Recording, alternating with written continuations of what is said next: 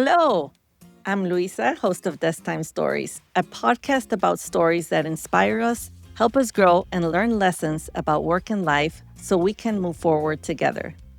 Today's guest is Diana Maldonado. Diana is a barrier breaker, public servant, best-selling author, marathon runner, and proud Latina.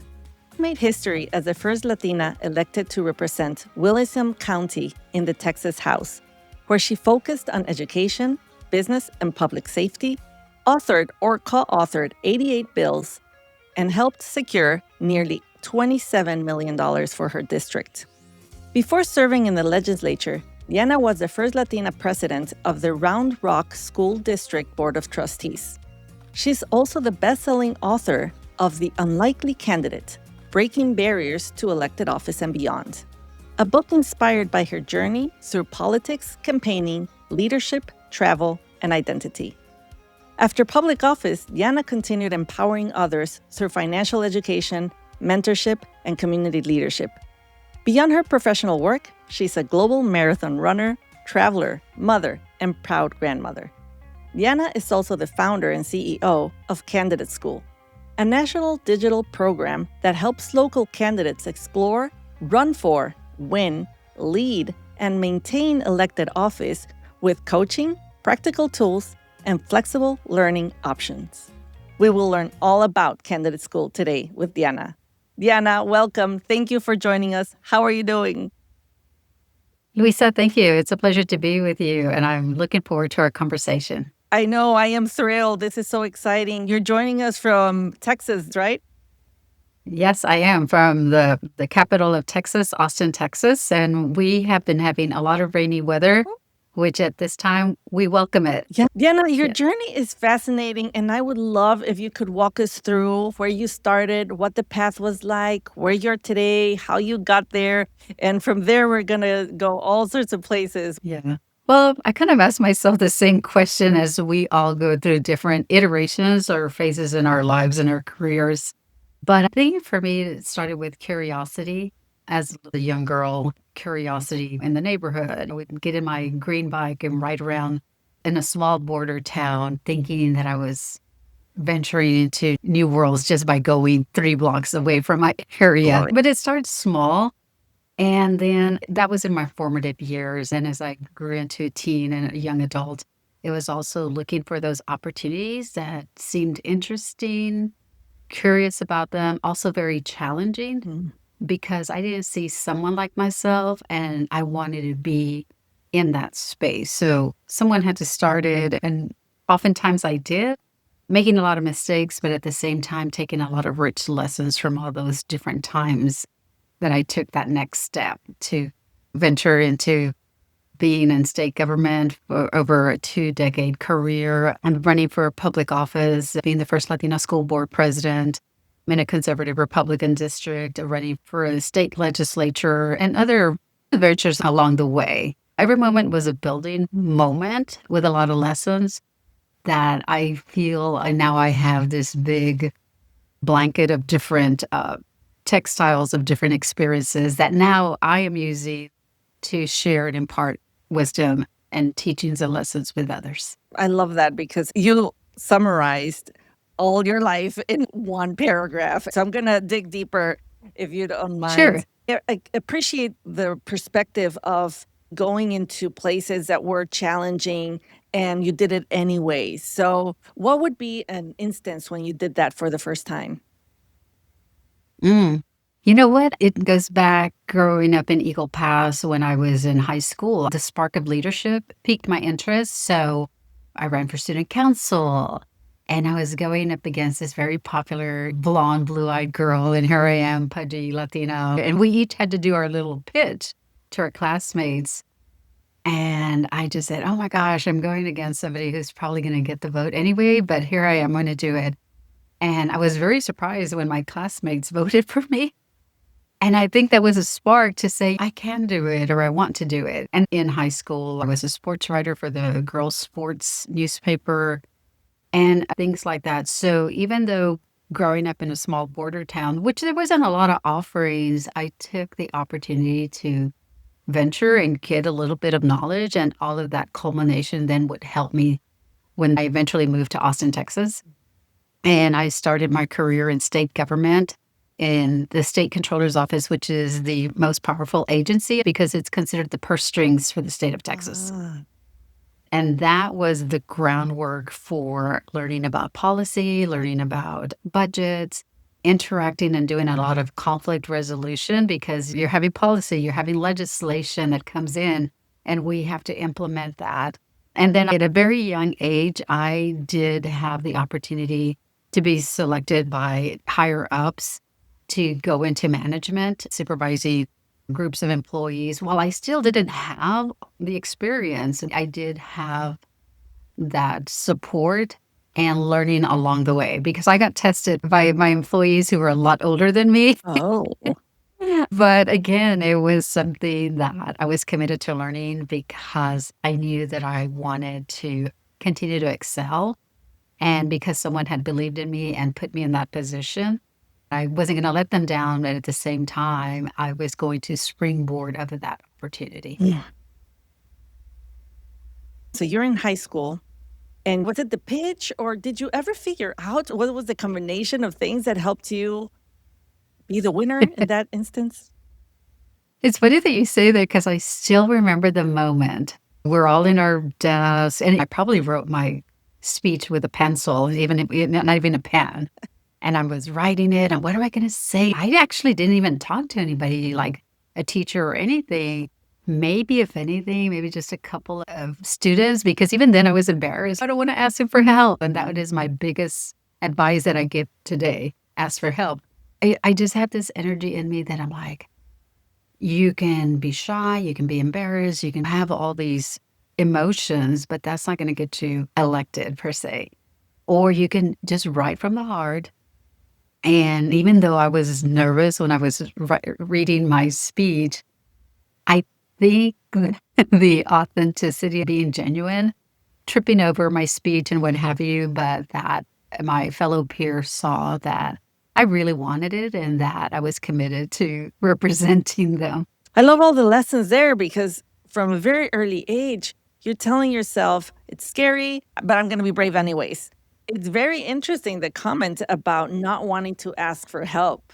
Mhm. Tell me more about that. What was behind that? E Well, exactly, because I'm too embarrassed to ask for help. What if I say the wrong thing? And looking back now also, Luisa, because we wanna get things right a lot, I didn't realize that I was also building a thread of perfectionism that does not serve you well at all, Mm. because you don't ask for help, but you lose opportunities from voices and perspectives with people along the way.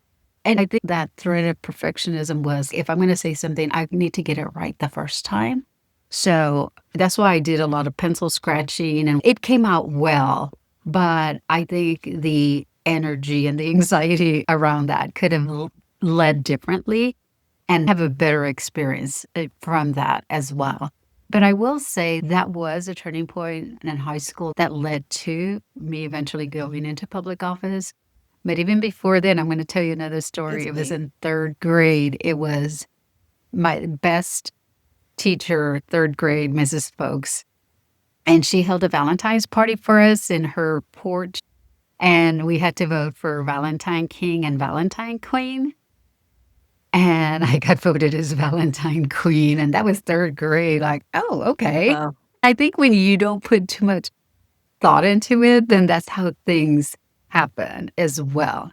Because I was having fun with my friends, we felt so special because I was at my favorite teacher's house, and I just felt like, "Ooh, I feel big because a teacher invited me to their house, and all the students are there." So it was that environment also that lent it to the magic and energy of a young, hopeful 3rd grader. It speaks a lot to what you're saying. It's not just you, what drives you, and your intrinsic motivation, but it's also who's surrounding you, who's mentoring you, supporting you. When you identified this threat of perfectionism, was there a point in time where you were like, I'm doing this and it's not serving me? You know, I didn't realize it till probably in recent years because we're conditioned to be a good student, get good grades, perfect attendance. I have to rise up to a level of expectation, which is okay. But when you're in that mode all the time, then you don't know when to turn it off and you don't know how to discern to say, there's times to take it up a notch, but a lot of times it's okay just to bring yourself and bring what you have to the table.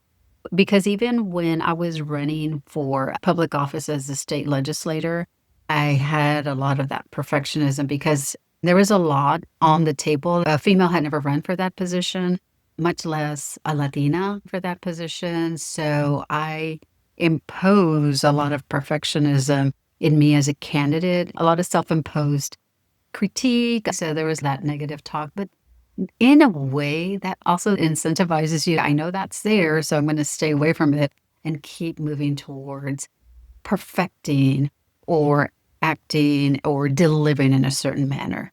It wasn't until after I left the comptroller's office, because I served almost 23 years, that I finally was looking back and I think you did well, but at the same time, you could have let your foot off the gas at times. That's why I'm really big now in mentoring and helping others to say, enjoy the journey and really identify it for what it is because we're always in a hurry to get somewhere.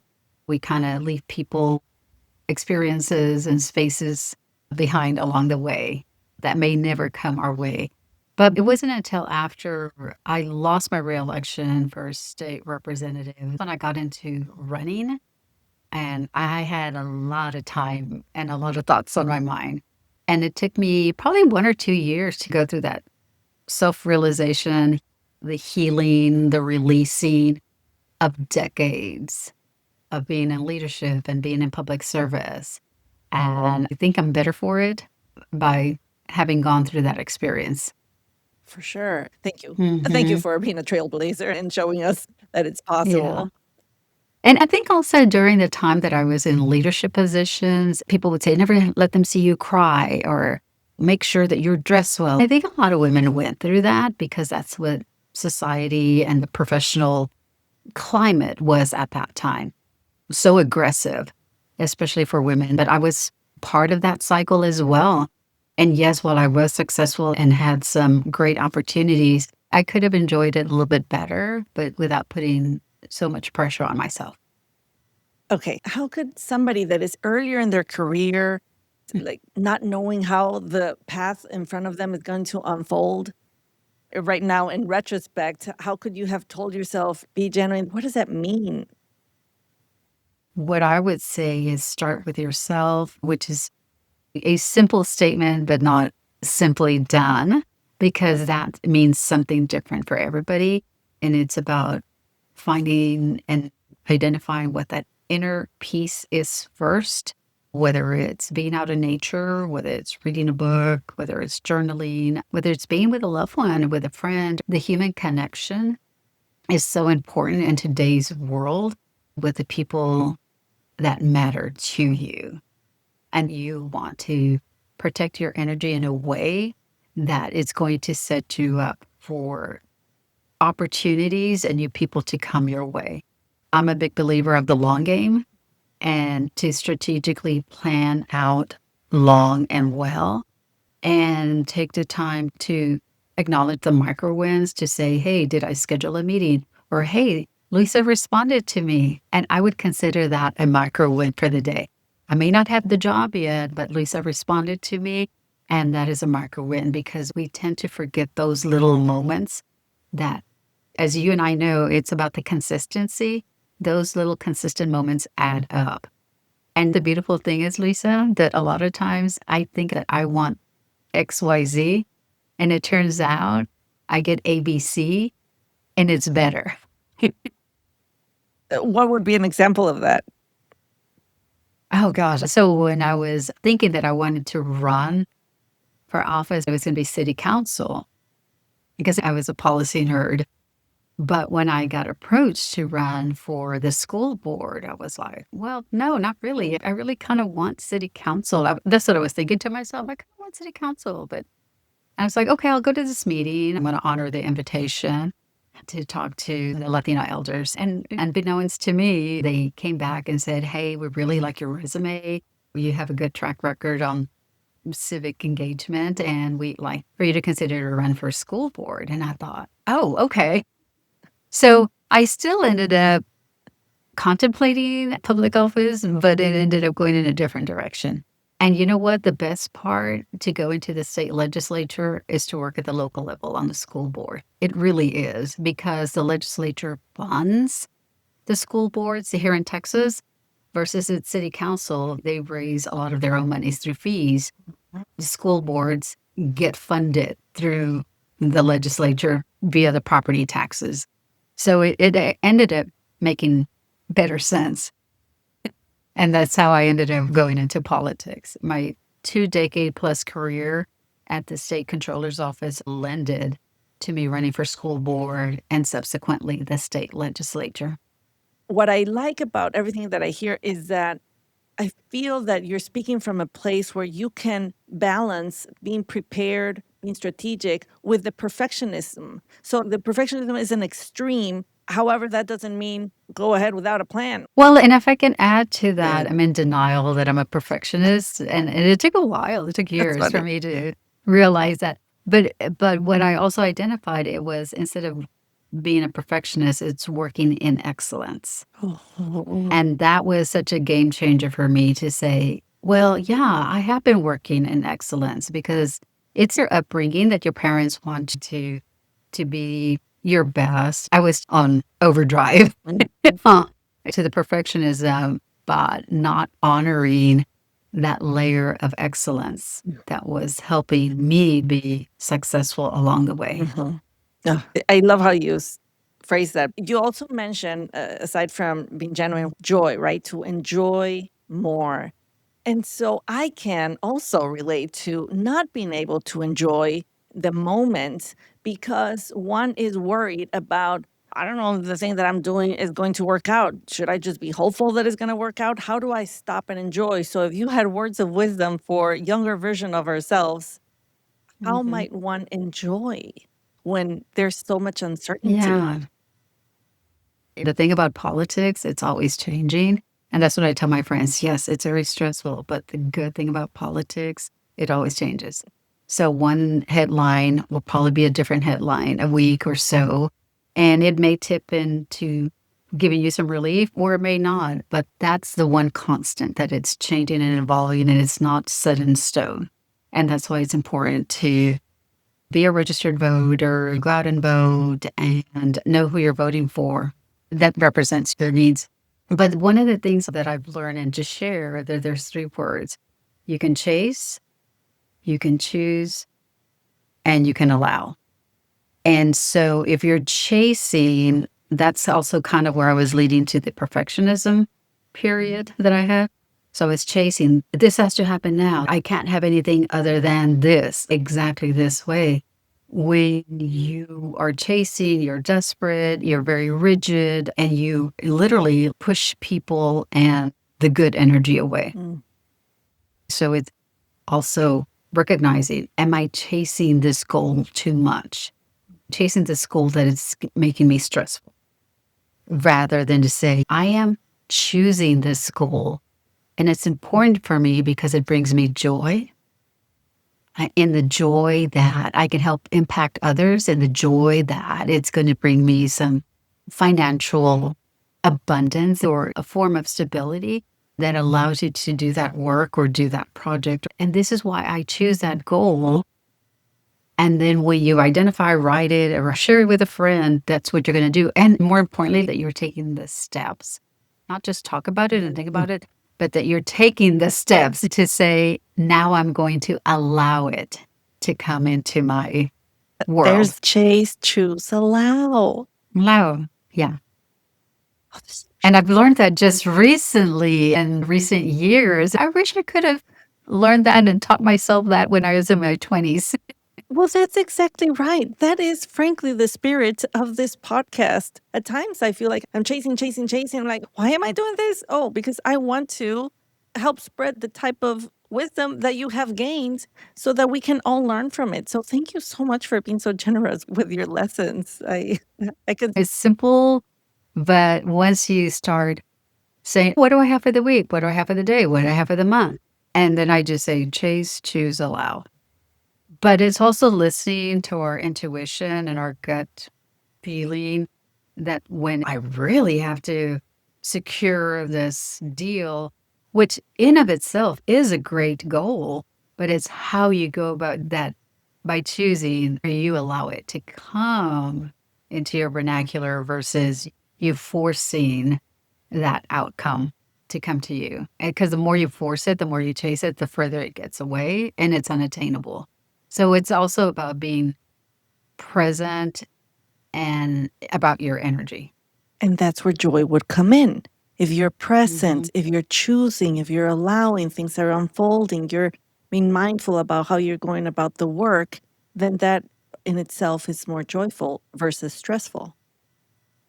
Yeah, and again, some things are not gonna come out, and they say, "Well, yes, I wanted that, but it didn't happen, but am I okay? Am I comfortable with the work that I put into it?" And that in itself is a joy, that in itself is dignity, that in itself is integrity, and that in itself is a win. And like you said earlier, maybe even the outcome is gonna be even better than what you had planned, so Yes. welcome it. Oh, that was so beautiful. Thank you so much. I feel like I'm in a cloud now, and I have to come back because I want to now step into the politics side. What really intrigues me about that, and by the way, thank you very much for reminding us about our civic duty and right to vote, because I feel that it's somewhat lost, and I'm not trying to judge anybody. I too, at times, feel a little hopeless or what's the point? And so thank you for the reminder that it's important to vote. There's a lot of people that wish they could and they can't. I think about different countries and then I think about our nation and I think about our communities. And one voice does make a difference. And that collectively, it brings a lot of change.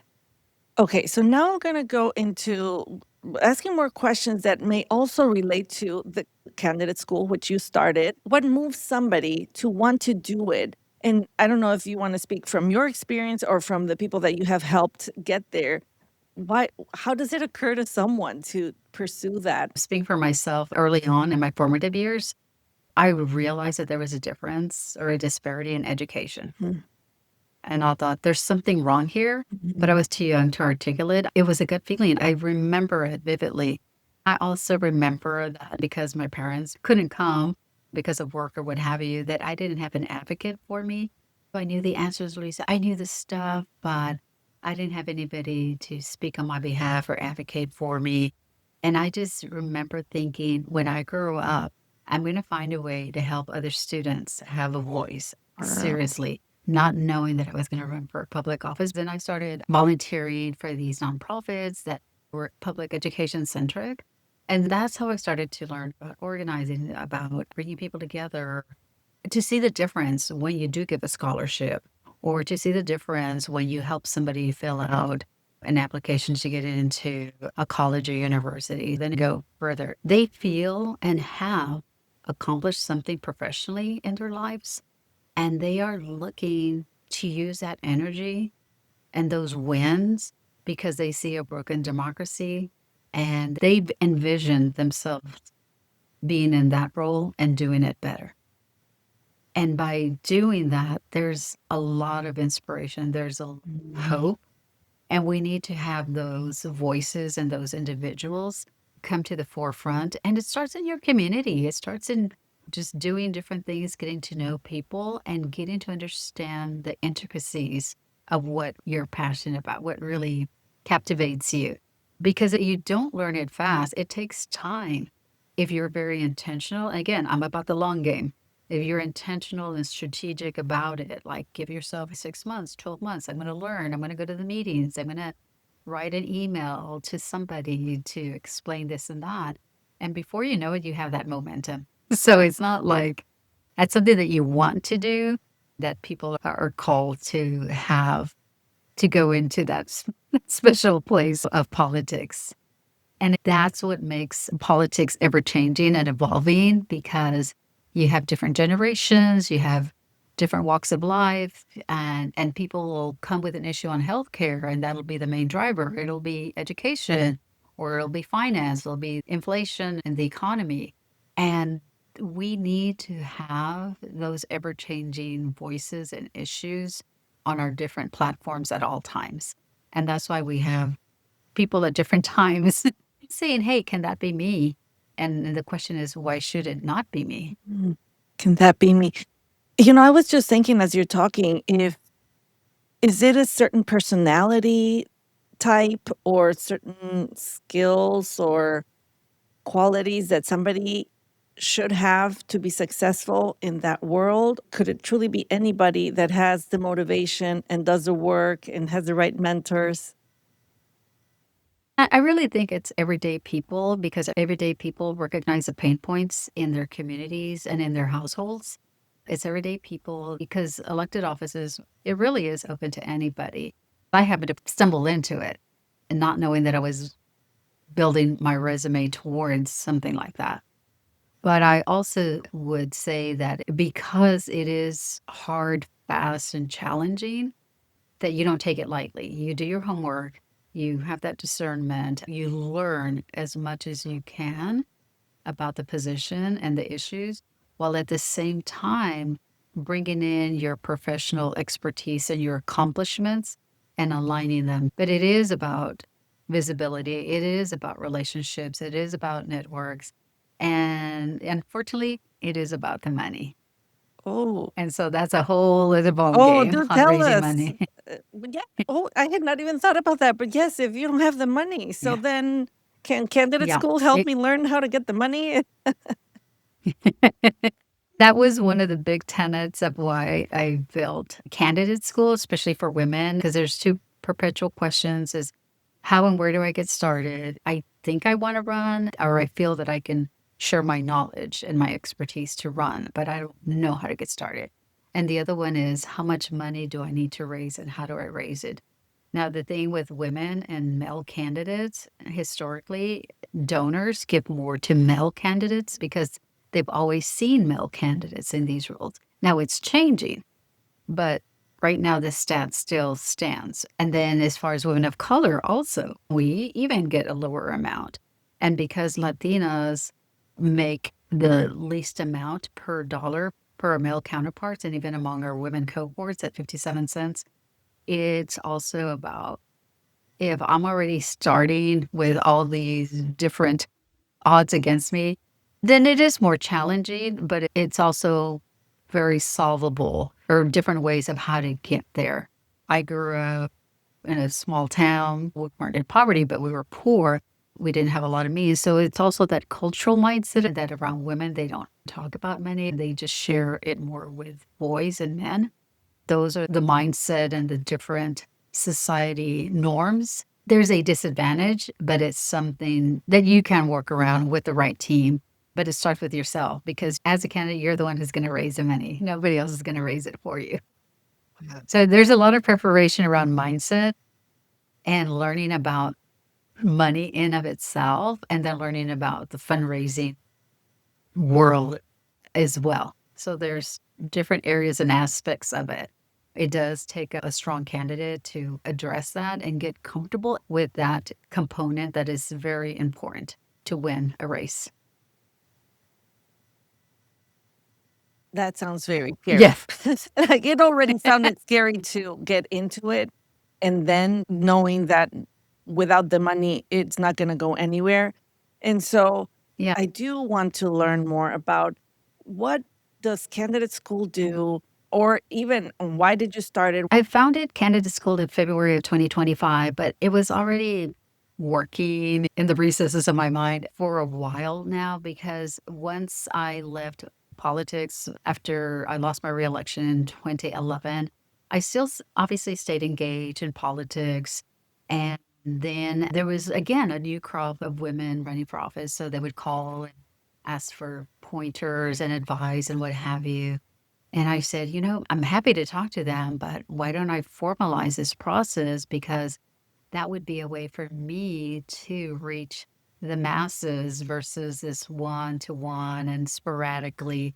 It is about helping women to run for public office, but giving them the tools and resources specifically for the candidate. because nobody told me that when I lost my job, I didn't have any money and I was a single parent of 2 kids, how I was going to maintain my household financially while at the same time being a candidate. Mm. And nobody prepared me that they push you in and you have to go raise $10,000 in one day while I'm going home and cutting coupons and looking at my very meager household budget. So it was a very conflicting time, but at the same time, I thought, how do I use that experience and make it a program with courses that breaks it down in chunks and gives that information upfront to women who want to run for office, and then also have the conversations about that. Because it's better to know about it and be prepared about it as much as possible in advance versus learning about it and still having to raise money at the same time. That is a quick route to burnout. And so when I started thinking about there was 3 areas. It was about managing money, policy, and power. So the money part, I have different courses that fall under that. And then the policy is what office you're going into. Like I say, go to meetings, talk to people, and get to know who the players are. And then the power as a candidate when you're elected. There's going to be a lot of people courting you. All of a sudden, you are everybody's best friend. And you want to also be mindful of that power to be able to say no more because if you say yes to everything, you're on a burnout and you're not delivering and you're losing part of your values and principles by trying to say yes too much and not delivering. And don't be the headline in the news. Because when I got elected to the school board, I was single parent, state government employee, middle income, stable, but then at the meetings, I'm having to oversee multi-million dollar budgets. So I was like, "Oh, I have to get this right." It's the psychology around money and finances and the economy that I think it's important for women to have a base knowledge of as they contemplate running for office. And even while they're in office, the program that I have, it's 5 tracks where one is, should I run for office? That's one of the most important tracks because it's better to learn about these resources and classes versus getting into it and realizing on the back end that you didn't want to run for office. And then being the candidate, now you're in it, armed with information. And then when you win, how do you lead as your transition period? And then when you're already in office for a while, you also have to continue to sharpen the saw. Don't stay complacent. And then the fifth track is about the legacy and the mentoring. Who are you going to pass the baton to? Who are you going to mentor along the way? When you exit, you just don't leave it empty. Uplift and groom somebody. And that's what I'm finding too, that young leaders really don't know who to talk to and I really want to learn more. And so that's a gap that we have because we don't have that connection of this wisdom and experience to impart with them on the front versus them having to learn it on their own.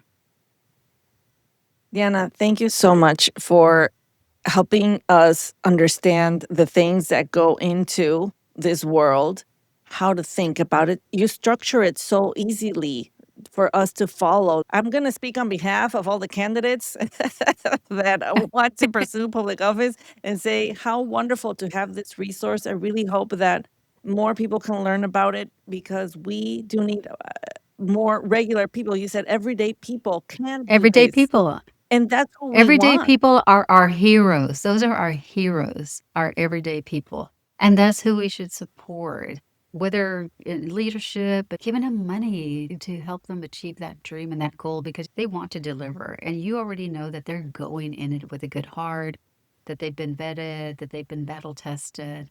And this is a new platform, a new area.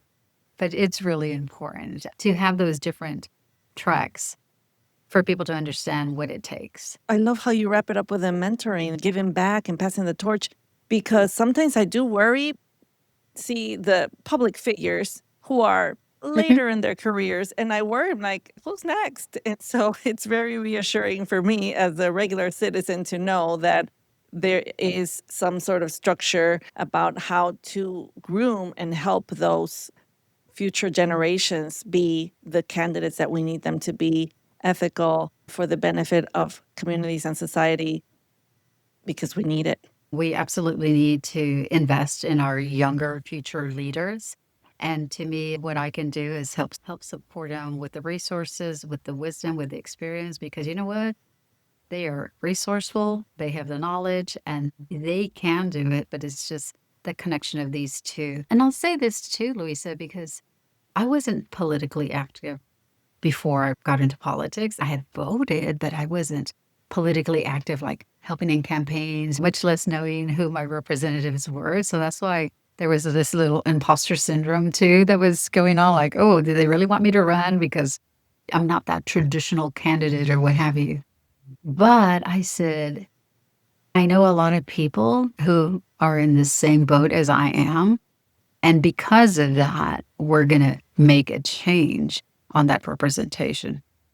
I did see the strength and the beauty in civic service and engagement and the brutal politics of it.